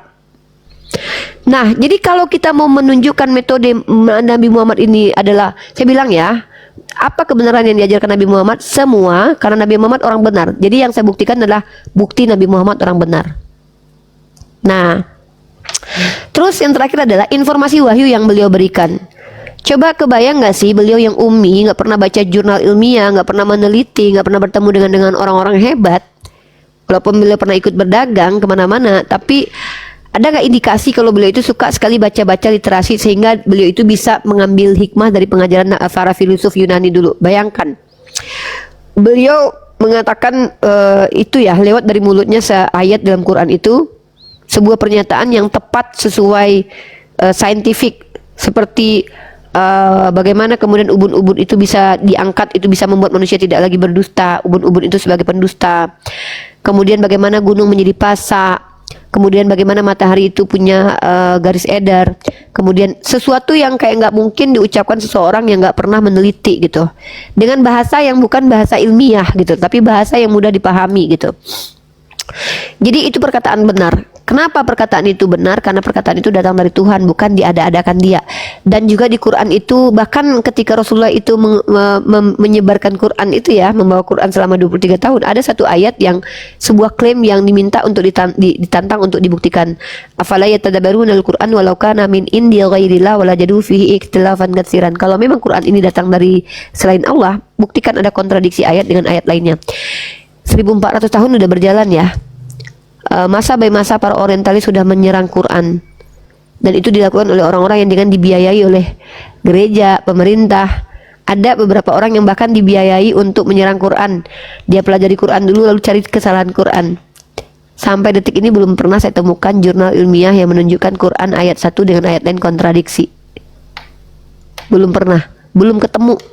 Bahkan para penyerang Quran ini bukan orang-orang sembarangan ya. Gelarnya tuh bukan kaleng-kaleng seperti orientalis. Dan ada salah satu orang Jepang namanya Izutsuto Chihiko, kemudian Kristen yang Horgaji. Mereka tuh belajar loh konstruk bahasa di dalam Al-Quran. Tapi apa ada mereka menemukan kontradiksi di Quran gitu? Gitu. Kalau kami nggak mungkin bilang Quran kontradiksi karena kami Islam ya. Tapi bagaimana dengan orientalis yang belajar Quran? Masa mereka tidak bisa menemukan kontradiksi di Quran? Itulah bukti bahwa Al-Quran terjaga, tidak ada distorsi. Jadi ketika ada orang yang membicara dan pembicaraannya itu terkorespondensi dengan realitas, koheren dengan kenyataan, dalam teori kebenaran dikatakan orang benar. Gitu. Begitu cara kita membuktikan kebenaran Nabi Muhammad. Kalau Bible ini saya kasih contoh perbandingan nih. Yesus itu terindikasi berbohong. Oke, kita nggak usah ke Bible ya. Oke. Kita fokus di pembuktian Islam. Saya kan bertanya, kalau ada perbandingan akhirnya nanti saya bela saya punya, terus kamu bela kamu punya, kan nanti nggak ketemu jadinya kan? Enggak gini. Saya adalah orang yang terbuka. Kalau ada orang membela sebuah kebenaran menurut dia, asal itu benar nggak apa-apa, karena kan kita punya batasan kebenaran, gitu. Oke. Ya, saya jadi, bukan membela di sini. Saya memaparkan kebenaran ini harus nih, bro harus gini bro. Makasih. Ada fase di mana saya membela. Ada fase di mana saya tidak membela tapi saya menyampaikan. Saya tidak sedang membela sekarang karena saya merasa sedang tidak diserang. Jadi saya tidak perlu membela apa-apa. Tapi saya sedang menyampaikan kebenaran dan ucapan saya ini ditonton oleh ribuan orang nanti di YouTube, dan masa tidak ada satupun orang dalam ribuan itu bisa membantah ucapan saya. Saya sedang menunggu itu. Justru saya sedang menunggu setiap orang untuk membantah ucapan saya. Oke. Ya, makasih ya Mbak Rifa ya, banyak ya penjelasannya terkait dengan apa sih kebenaran yang diajarkan oleh Muhammad ya. Sudah dijawab tadi ya, banyak, ada beberapa poinnya. Semua Quran hadis itu ada kebenaran. Bagi saya ada beberapa poin yang saya tangkap sebagai penganut Kristen. Jadi makanya saya bertanya apa yang diajarkan, apa kebenaran yang diajarkan oleh Muhammad. Ya itu bagi saya ya. Tadi seperti dibilang Muhammad itu tidak seperti Paulus yang begini-begini gitu ya. Ya, jadi perlu saya jelaskan bahwa tanpa Paulus pun, tanpa Petrus pun, kebenaran yang diajarkan oleh Isa Al-Masih atau Yesus Kristus itu sudah valid, selesai. Tanpa mereka di belakang. Bro izin, Anda tadi dengar saya ngomong di awal nggak? Di sini argumen itu akan saya tuntut bukti loh. Saya bicara klaim, saya buktikan. Nah, oke. Baik, kita rekonstruksikan diskusi kita. Anda percaya setiap ajaran Yesus itu benar? Saya minta konfirmasi aja. Oke. Benar nggak semua? Semua pengajaran Yesus itu benar? Satu aja ya. Nggak, maksudnya Tapi jangan lari ke nggak, bukan. Saya nanya gini. Menurut Anda, semua pengajaran Yesus, semua ucapan yang dia ajarkan untuk diikuti itu benar dalam pandangan Anda? Itu aja, konfirmasi saja dulu. Anda yakin nggak semua benar? Oke, Saya yakin. silakan Anda buka Lukas 14:26. Saya mau Anda jujur, ajaran di Lukas 14:26 itu benar atau tidak? Silakan Anda baca, Anda pelajari dulu. Boleh Anda baca konteksnya, boleh Anda Boleh. pakai pandangan apapun. Kemudian Anda jawab ke saya, apakah ajaran di Lukas pasal 14 nomor 26 itu sebuah ajaran yang benar, bisa diikuti, boleh dilakukan? Silakan. Sebentar saya baca ya. Saya minta, boleh. Sebentar. Lukas berapa tadi? Pasal 14 nomor 26. Bentar ya. Saya pakai handphone cuma satu, saya nggak bawa. Oh enggak, saya bantuin. Jadi, Saya bantuin aja. saya dengarkan ya. Saya bukakan aja ayatnya biar Anda baca sendiri, biar saya tidak mau nanti lisan saya dipelintir. Saya mau Anda baca sendiri, terus Anda pahami sendiri, terus Anda jelaskan dan jawab terakhir Anda sepakat dengan ajaran itu tidak. Oke, Silakan Anda Lukas. baca. Ya. Segala kecil Mbak. Jikalau seorang datang kepadaku dan ia tidak membenci bapaknya atau ibunya, ya, istrinya, ya, terus anak-anaknya, saudara-saudaranya, bentar ya, bentar, Mbak.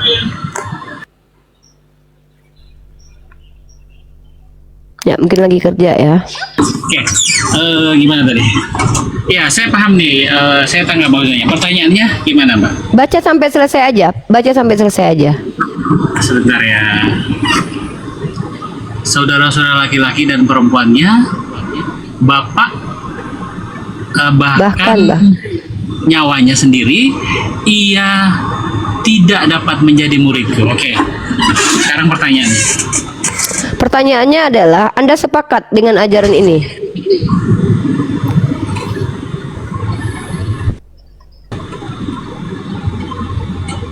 Sepakat dengan ajaran ini? Apakah ini, yaitu pertanyaannya adalah, apakah ajaran ini benar menurut Anda? Ya, benar. Apakah Anda sudah lakukan itu, membenci keluarga Anda untuk jadi pengikut Yesus? Jadi begini Mbak, perlu saya konfirmasi, terjemahan LAI ini juga sebagai siswa Alkitab kami kadang bingung juga terjemahan LAI Saya ini. pelajari Khususnya terjemahannya, di LAI. Bang. Sebentar, saya pelajari terjemahannya. Oke. Arti kata membenci di situ diterjemahkan dari kata miseo. Miseo itu tidak ada makna lain selain membenci, dibenci, bencilah, nggak ada. Tidak ada miseo itu sama dengan Boleh. meninggalkan. Tapi kemudian dikatakan meninggalkan. Even meninggalkan pun tetap, apakah Anda sudah lakukan aja? Gini, saya sebenarnya gini. Kalau saya ini kan gini ya. Saya bilang Jadi, ajaran Nabi Muhammad benar. Gini. Jadi gini Mbak, maksudnya yang dimaksudkan itu bukan membenci tapi dibenci. Jadi arti membenci di situ Dibenci oleh salah. orang lain itu maksudnya. Barang siapa yang tidak Bukan dibenci membenci, ibunya, membenci. ya wait. Berarti di situ kita Iya, ganti ya. tidak dibenci. Barang siapa yang tidak, bentar. Oke? Sorry. Maaf. Maksud Anda terjemahannya tidak seperti itu, tapi terjemahannya adalah barang siapa yang tidak dibenci ibunya. Berarti kalau jadi Kristen itu wajib dibenci sama keluarga gitu. Sebenarnya gini, jadi ayat ini ya, Bro, di sini tahu nggak tujuan room ini saya buat? Tahu nggak Anda kenapa room ini saya bentuk? Room ini dibentuk untuk mengajak orang berpikir, mengajak orang merenung, dan endingnya mereka dipaksa jujur. iya, Jadi saya yang paham. membedakan saya itu dengan teman-teman Kristen lain adalah terkadang kejujuran. Saya tadi minta Anda jujur mengatakan apakah seluruh ajaran Yesus itu ajaran benar? Yes. Iya. Saya bawakan ajaran Yesus Lukas 14:26. Di sini tertulisnya begini, saya ulangi dalam diksi bahasa Indonesianya. Walaupun saya tahu terjemahannya tepat seperti itu karena kata miseo itu artinya membenci, dibenci. Jikalau seorang datang kepadaku dan dia tidak membenci bapaknya, ibunya, dia nggak bisa jadi pengikut Yesus. Kalau saya tanya bahwa ajaran ini benar, harusnya Anda tidak masalah untuk mengikuti gitu loh. Karena di situ diperintahkan untuk kalau mau jadi pengikut Yesus harus apa? Membenci keluarga. Oke, saya paham. Jadi begini Mbak, jadi terjemahan itu perlu kita koreksi ulang Kenapa? Karena karena di ayat-ayat lain Yesus mengajarkan bahwa kasihanilah orang tuamu. Di mana Kasihanilah sesama. tertulis? Di mana tertulis kasihanilah orang tuamu? Yang saya tahu adalah kasihinilah sesamamu seperti kau mengasihi dirimu. Dan Anda tahu cara mengasihi diri sendiri dalam Kristen? Tahu nggak cara mengasihi diri sendiri? Cara mengasihi diri sendiri dalam Kristen adalah pikul salib, artinya menderita. Bagaimana saya bisa mengatakan bahwa di dalam Kristen itu mengasihi sama dengan penderitaan? 1 Petrus pasal 2 nomor 19. Sebab kasih karunia adalah kalau kau menderita. Kalau kau sadar mengikuti apa yang dikehendaki Tuhan, sesuatu yang tidak perlu kau lakukan. Artinya apa? Cara mengasihi orang lain, kata Yesus, adalah dengan cara seperti kau perlakukan dirimu. Dan kau perlakukan dirimu seperti apa? Pikul salib, sangkal diri. Bukan malah mencintai diri seperti ajaran Nabi Muhammad menjaga diri. Tidak. Nabi Muhammad, cara dia mengajarkan kepada kami untuk mengasihi diri kami adalah dengan cara menjaga kesehatan. Ada ajarannya dari Nabi Muhammad, makanlah seperlunya. Kemudian Nabi Muhammad mengajarkan untuk tidak boleh membiarkan saudara kita terzolimi, lawan kalau ada orang menzolimi. Kalau Yesus apa katanya? Jangan melawan orang yang jahat kepadamu. Jadi kalau kau disakiti orang, kau nggak boleh lawan. Dan itu juga yang harus kau lakukan kepada orang lain, karena konteks mengasihi orang lain seperti kau mengasihi dirimu sendiri. Jadi saya di sini, ya udah, kalau begitu di mana letak kebenaran itu? Dalam pandangan rasional itu benar tidak menyakiti diri sendiri. Bahkan Yesus sendiri mengajarkan cara tutorial menyakiti diri sendiri dengan cara apa? Membiarkan dirimu ketika kau disalib. Jadi tolong bro, Ya, ini saya sudah di lari sini kemana-mana. adalah di sini saya tidak lari kemana-mana. Di sini saya adalah orang yang tupoksi, yang mengajak orang berpikir jujur dan merenung atas apa yang diucapkan. Tapi maksud saya ayat itu sebenarnya tidak berbunyi seperti itu. Saya gini aja, sini aja, tunjukkan terjemahan lain yang tidak berbunyi begini. Coba tunjukin. Ini saya tunjukin ya, saya tunjukin kepada Anda versi terjemahan lain ya. Nih ya. Saya tunjukin kepada Anda 1, 2, 3, 4, 5, 6, 7, 8. Ada 8 terjemahan, mari kita baca pelan-pelan ya. Terjemahan Afibi tahun 2015. Jika seorang datang kepadaku dan dia lebih mengasihi ibu bapaknya, istrinya, anaknya, adiknya, dan nyawanya, dia tidak boleh menjadi muridku. Bahkan tidak boleh mengasihi orang tua ketimbang mengasihi Yesus. Dengarkan baik-baik ya. Maka kalau seandainya ada orang lebih mencintai ibunya daripada mencintai Yesus, dia nggak boleh jadi pengikut Yesus ya. Sorry, ini ngajarkan keegoisan ya. Sorry. Siapa datang kepadaku tetapi tidak. Ini terjemahan Selaber tahun 2011. Mohon maaf ya, ini kontradiksi dengan Yesus, karena Yesus sendiri mengatakan dia datang bukan untuk dilayani. Sorry ya, aku kalau Nabi Muhammad bilang begitu, itu nggak kontradiksi, karena Nabi Muhammad datang mengaku sebagai utusan Tuhan yang memang wajib kami hormati. Tapi ketika Yesus bilang barang siapa yang membenci ibunya daripada aku, maka dia nggak bisa jadi pengikutku. Dia sendiri juga bilang, aku datang bukan untuk dilayani kok. Nah, dalam Selaber, siapa datang kepadaku tetapi tidak membenci ayahnya, ya. Kalau Afibi ini sangat jauh dari kenyataan, karena ada kata miseo yang dihilangkan di situ. Ya, MILT 2008. Jika seorang datang kepadaku dan dia tidak membenci, lagi-lagi tidak membenci. TSI 2014. Setiap orang yang datang kepadaku dan mau menjadi pengikut, dia harus rela kehilangan ayah ibunya. Diganti lagi. Ini juga ini juga menurut kita nggak benar. Bagaimana mungkin kita harus ikut seorang Tuhan ketika kita ikut agama tertentu, kita harus kehilangan keluarga kita. Ya, TSI diganti, kata misio dihilangkan lagi. BIS 1985. Kalau orang datang kepadaku tetapi lebih mengasihi ibunya, bapaknya, istrinya, malah diri sendiri, ia tidak bisa jadi pengikutku. Kata misio dihilangkan di sini. Ya, saya nggak tahu kata misio diterjemahkan apa di sini. Ya, itu yang saya maksudkan, terjemahan yang benarnya. Iya, terjemahan Yang itu harus menghilangkan, dibaca. bentar. Terjemahan itu menghilangkan satu kata di dalam kitab Anda yang asli. Berarti ada kata yang dicabut di situ. Ini yang benar. Berarti dalam pandangan kekristenan saudara kita jejak digital ini, terjemahan lebih benar daripada teks aslinya, teman-teman. Di teks aslinya ada kata miseo. Tunggu dulu sebentar. Yang Anda maksudkan teks sebentar. asli itu teks asli yang Ya, Septuaginta manuskrip Yunani lah. atau- Kok Septuaginta ini? Kok Septuaginta? Septuaginta itu perjanjian lama. Kita bicara terjemahan baru New Testament. Ini kan kitab Lukas. Mana sih? Nah, mari kita lihat teman-teman ya. Kalau kita lihat ini menarik sekali untuk dibahas teman-teman. Ya. Kenapa aku bilang ini menarik untuk dibahas? Karena kalau kalian lihat ya, nih TIS teman-teman. Ada kata yang dihilangkan. Ya. Nih. Nah, mana? Ada kata yang dihilangkan. Nih. Itu kata miseo. Nih. Ya. Kalian lihat ini. Kalian lihat ini kata asli yang tidak ada di sini. Kalau dia pakai terjemahan ini, jika seorang datang kepadaku dan dia lebih mengasihi, di mana letak kata miseo-nya, teman-teman? Ya, ini kalian lihat konstruk bahasanya. Ya, di sini dituliskan nih. Mana kata miseo-nya? Hilang. Jadi terjemahan itu mampu menghilangkan satu diksi yang ada di dalam teks aslinya. Nih, ini kata miseo ya, nih. Ini kata miseo-nya nih. Miseo. Nih. Tapi kalau ikut terjemahan ini, teman-teman, kata miseo-nya entah kemana perginya, mana hilang. Jadi apa ya? Saya tidak paksakan mereka itu harus ikuti terjemahan baru ya, karena terjemahan barunya memang begitu. Ya, oke lah, tapi oke minimal lah. tuh kayak Oke lah, anggaplah seperti itu. Oke lah, anggaplah seperti itu. Tapi masih ada ayat-ayat yang lain yang mendukung bahwa Yesus itu mengajarkan kebenaran. Jadi kebenaran enggak, yang di atas saya tanya kebenaran itu, bro. yang diajarkan Bro. Yesus itu tidak ada Bro, lagi. coba gitu. gini, bro. Bro, coba jawabnya seperti saya tadi. Ketika saya mengatakan mana ajaran Nabi Muhammad yang benar, saya bilang semua ajaran Nabi Muhammad benar. Anda bisa nggak tunjukkan satu saja perintah Nabi Muhammad yang merugikan diri kami dan merugikan orang lain? Kalau saya bisa tunjukin mana perintah Yesus kalau dilakukan dengan betul-betul seperti tertulis di teks kitab kalian, itu merugikan diri kalian, tuh saya bisa tunjukin. Contoh. Oh, tidak. Kalau Ya, sebagai ini kan pengikut Kristen, saya belum kenapa kasih saya- contoh. Saya kan belum kasih contoh. Nanti dulu kita buktikan rugi atau Itu enggaknya yang Anda. Oke, silakan. Saya belum kasih contoh. Ketika Yesus berkata, "Jangan melawan orang yang jahat kepadamu."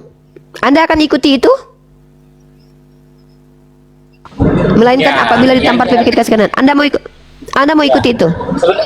Sebenarnya itu hukum ya, hukum yang paling tertinggi itulah. Saya yang disebut tanya, aturan emas, Pak. saya tidak usah dijelaskan apakah Saya itu ikuti, hukum Pak. tertinggi atau Anda ikuti, oke. Tidak. Anda anggap itu Ya, tidak saya merugikan, ikuti. oke. Saya Tidak berikan merugikan satu bagi kasus. saya. Kalau anak Anda di depan Anda diperkodok, Anda lawan atau tidak? Kalau diperkodok gitu ya, kita lapor polisi, Mbak. Ada polisi, Mbak. Oh, tidak melawan ya? Anda tinggalkan anak Anda lari ke kantor polisi. Kita Dengar lebih teman-teman memilih ya. lari. Ya, lebih memilih lari ya. Lari daripada kita. Iya, Kita iya, boleh iya. membela Keren diri. banget. Gini. Yang dimaksudkan itu kita bisa membela diri dengan cara apapun. Yang penting kita tidak boleh. No. membunuh. Itu Nah, aja. tidak usah. Saya tidak tanya apa batasannya. Saya tanya, kalau anak Anda diperkakas di rumah Anda, depan Anda lari ke kantor polisi ya? Ya, kita lawan sebisanya mungkin, Mbak. Kita lawan tuh bisa kita. Bro, pakai Anda banyak tahu cara, nggak bukan larangannya tidak apa? Tidak, di situ tidak ada tertulis jangan membun-bun orang yang berjatimu, tapi jangan melawan. Di situ tertulisnya tidak ada ayat begitu, bunyinya begitu, Mbak. Oke, saya tunjukin ayatnya. Inilah kenapa saya katakan banyak orang Kristen ini yang so tahu tentang kitabnya, tapi ketika dikasih tahu mereka nanti akan bilang, "Oh, nggak gitu maknanya." Nih saya kasih ayatnya ya.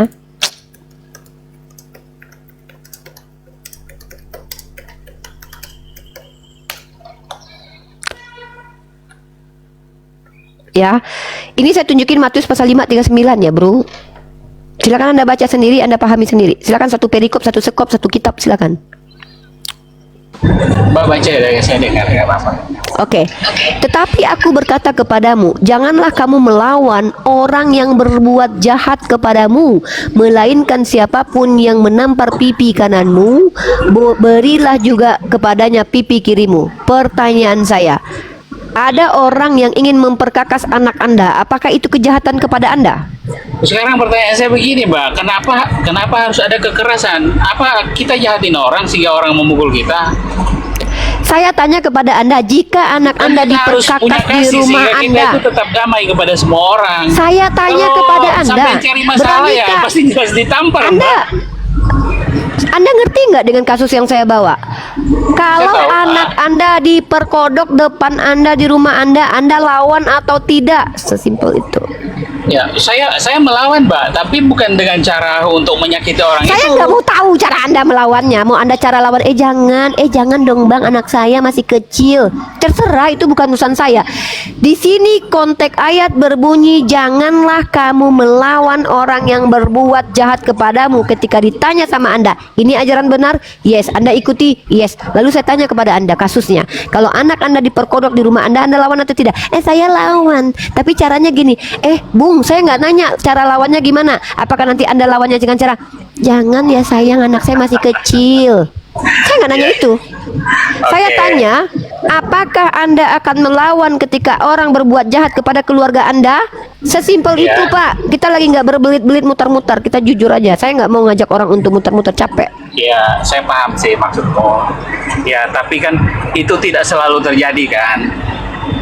Makanya saya bilang gini, Mbak. Begini. Saya di sini tidak membahas sosial. Gini. Saya tidak sedang menghakimi ranah sosial apakah banyak terjadi kejahatan atau tidak. Saya bertanya solusi tentang kitab Anda yang ajarannya adalah jangan melawan orang yang jahat kepadamu. Pertanyaan saya, kalau ada saudara kita yang dibegal di jalan, boleh nggak dia lawan begalnya? Boleh, Pak. Boleh Ayatnya melawan. bunyinya apa? Ayatnya bunyinya apa? Ayatnya bunyinya apa? Bro, saya nggak tanya definisi melawan dalam pandangan Anda. Saya ini orang Indonesia. Mbak, biar Loh, orang paham kalau kita mau pakai, oke, saya tanya sama Anda. Definisi melawan apa artinya? Definisi melawan itu tidak selalu dengan kekerasan. Saya tanya definisi melawan apa? Melawan itu berarti kan membela diri, Mbak. Nah, boleh nggak membela diri kalau seandainya kita kalau perempuan Kristen diperkodok? Boleh nggak? Kalau melawan artinya membela diri, boleh nggak mereka membela diri? Ya, makanya kalau semua manusia yang ada di bumi menerapkan hukum Teman-teman, kasih, saya ya itu bingung tidak ada ini. yang terjadi. Saya tanya, Anda Kalau kita mendefinisikan hanya melawan. ikut peperangan terus, perang Ini terus, nggak apa ada. ini? Anda kok bahas perang? Kita memang sejak kapan saya bawa konteksnya perang? Emang ada orang begal itu dilawan dengan cara diperangi? Ada di dalam agama mana itu diajarkan? Kalau kalian dibegal perangi. Bung, jangan kemana-mana. Ini kita saya sedang membuktikan bahwa Anda jujur atau tidak. Dengarkan baik-baik. Ayatnya berbunyi, jangan melawan orang yang berbuat jahat kepadamu. Saya tanya, ketika anak gadis Anda sendirian di jalan mau diperkodok sama penjahat lalu dia melawan penjahatnya, ya, dia termasuk berdosa atau termasuk tidak berdosa dalam pandangan Kristen? Jujur. Kalau apa tadi, Pak? Saya dengarkan, makanya fokus bro. Makanya omongan itu jangan melebar kemana-mana. Kita nggak bahas konteks perang, nggak bahas tentang konteks sosial. Kita bahas tentang ayat yang saya minta bukti. Anda ikuti. Di dalam Kristen, kalau melanggar perkataan Yesus berdosa atau tidak? Ya, berdosa. Berdosa ya. Yesus perintahkan jangan melawan orang yang berbuat jahat kepadamu. Kalau melawan penjahat itu melawan Yesus atau mengikuti Yesus? Ya, kalau sesuai ini memang nggak boleh ya. Nah, pertanyaan saya, terjadi sebuah kasus anak Anda diperkodok, yaitu orang jahat. Lalu anak Anda melawan, maka secara agama Anda, anak Anda yang melawan orang jahat ini masuk surga atau masuk neraka? Ya, kalau misalnya itu yang terjadi, saya lebih memilih lapor polisi, Mbak. Saya nggak perlu repot-repot untuk. Saya tanya kondisi anak Anda, lapor polisi gimana? Orang celana dalamnya udah dibuka. Iya. Kalau saya Berarti pukul maksud Anda, kalau berarti gini. menurut Anda, menurut Anda ketika anak-anak diperkakas, biarkan dulu diselangkangin dulu, baru setelah diperkakas baru Sekarang lapor polisi gini, gitu. Saya tanya, siapa yang bernafsu kalau sedang ditonton dia berbuat cabul seperti itu? Apakah Anda orang bertanya itu tentang lanjut nafsu seperti orang. itu? Anda bertanya Itu tentang makanya. nafsu orang. Sejak kapan orang memperkodok? Ada dimensi batasan bernafsu atau tidaknya? Kita bicara tentang perkodokan, pemerkodokan. Iya, saya paham. Saya tanya, inilah kenapa ketika bicara agama orang menjadi bodoh, teman-teman, karena kitab sucinya bertentangan dengan rasional. Saya tanya tadi, teman-teman, perkenalkan, saya tidak mau ada banyak bicara orang yang tidak. Bro, saya jangan ganggu saya ketika saya mencoba mencerdaskan orang di bawah. Dengarkan baik-baik. Nggak ada cerdas yang gitu Dalil tuh. saya tanya, ketika anak Anda diperkodok, boleh nggak dia lawan dalam Kristen? Gini, sekarang saya tanya kembali. Kalau seseorang Astagfirullahaladzim. berbuat jahat, apakah dia Astagfirullahaladzim. masih tetap memperlakukan itu gitu loh maksud saya? Apa urusannya dengan pertanyaan saya? Pertanyaan saya, apabila istrimu diperkodok, boleh nggak dia lawan? Guys, teman-teman, bayangkan untuk Ini membela menyesatkan keadilan. penjelasan ini. Turun kau di bawah. Sorry, aku kalau udah ad hominem kau turun. Teman-teman, dengarkan baik-baik.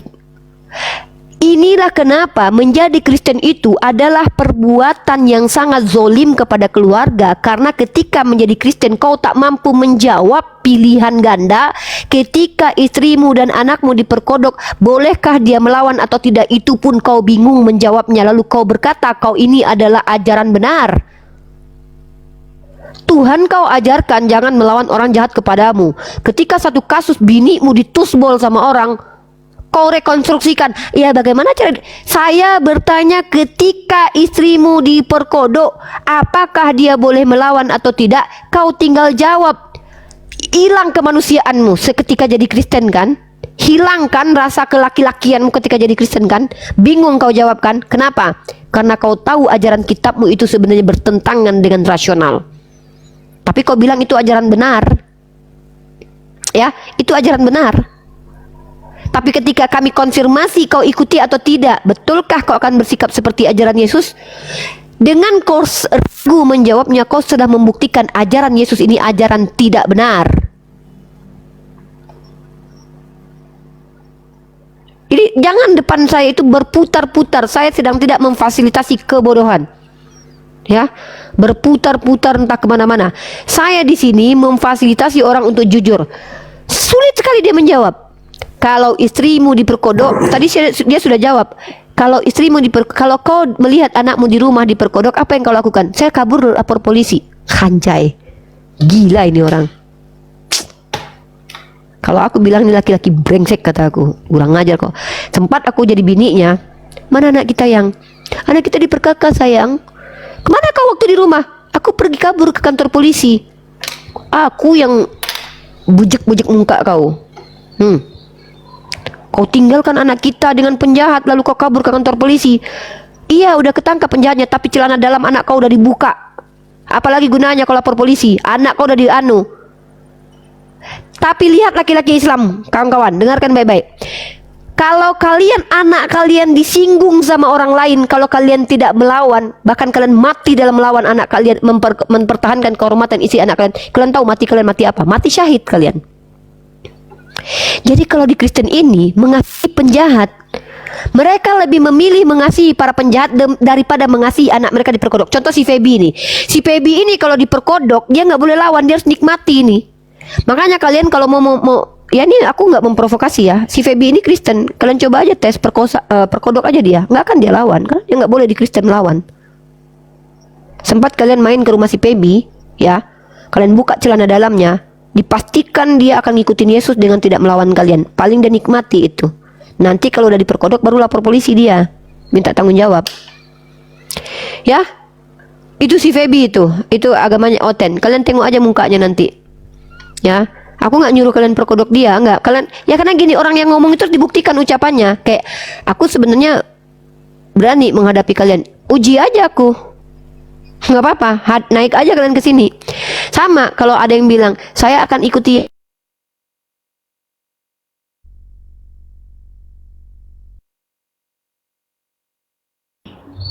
ntar ya, aduh, di ban lagi akun aku. Waduh, kena tanggal 14 coy. Oh, nggak bisa dipakai lagi akun ini nih. Nanti kena ban permanen dia.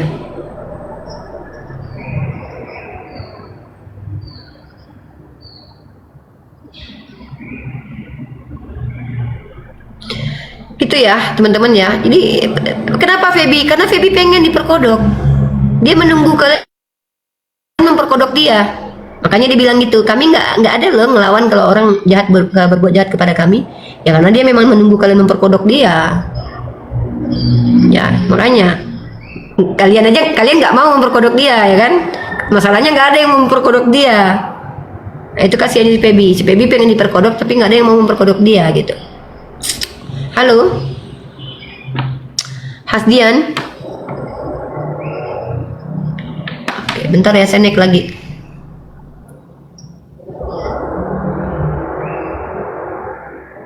Bentar, saya naik lagi satu lagi.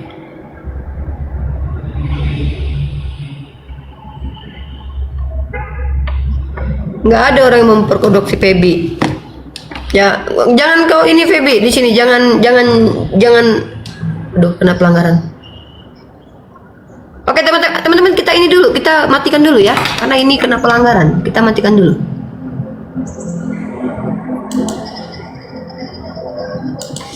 Kita matikan dulu. Kita ganti akun ya, Unirifa 04.